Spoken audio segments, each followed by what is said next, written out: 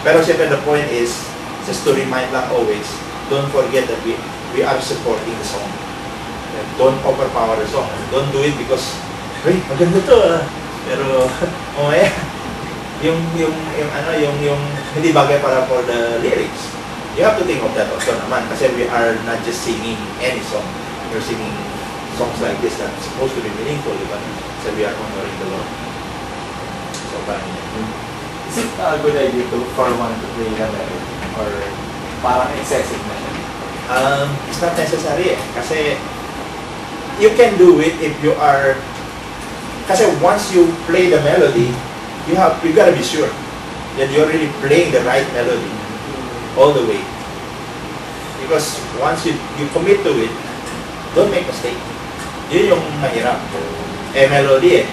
Talaga you're, okay naman. Sometimes I play melody, diba? Sometimes you hear sa worship service. But because I'm sure of the melody, I really know that this is the melody. And I can, parang it's like I'm singing together with the congregation or with the singers.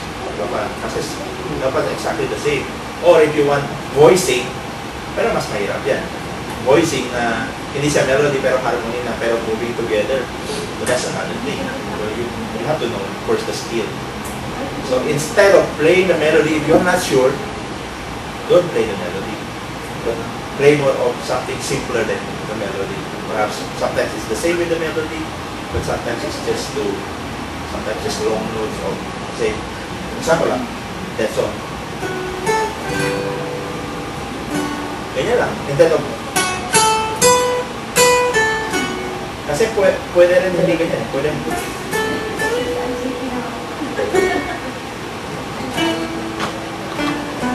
Pwede ganyan. So, it's almost the same with the melody, but not always. But again, it's the choosing. It's more of choosing kasi. Just be careful lang. But what now I just want to instill in you kasi, always, look at the chords of songs, look at the lyrics, and you decide among yourselves, what will you do to progress from the beginning, verse 1, chorus, verse 2, chorus. If there is modulation, there is interlude, there's what, there is climax, there is going down, there is coda. You have to decide together. If you are playing as a band, it's supposed to be like that. So don't just, I'll just play lang. Kahit tamang chords, hindi maganda eh. Ganyan lang, monotone lang, walang progression, walang masyadong dynamics. So always think of that. Strumming is not always necessary. Sometimes you can strum, sometimes you can strum. My soul, very good. Diba? It's different effect eh. Rather than also, it's kind of, kasi the lyrics, you have to support the lyrics. And the music, you make it parang something prettier, more beautiful. And then when you can, it's trial and error rin naman. Kasi siyempre with your skills, you still have to develop much of your skills. It's trial and error, but don't be afraid when you practice. Try to think of some creative ways to fill in the space.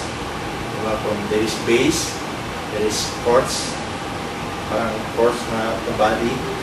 Then what you do now with that, to add to that, na hindi conflict with the bass, hindi conflict with the chords, but you're adding something that will make the sound of the whole thing parang maganda siya and it's tight.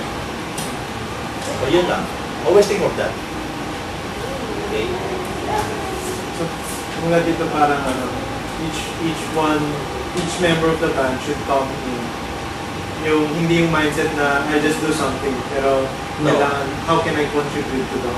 Kailangan may agreement talaga rin. Bawal rin, basta gusto ko ganito eh.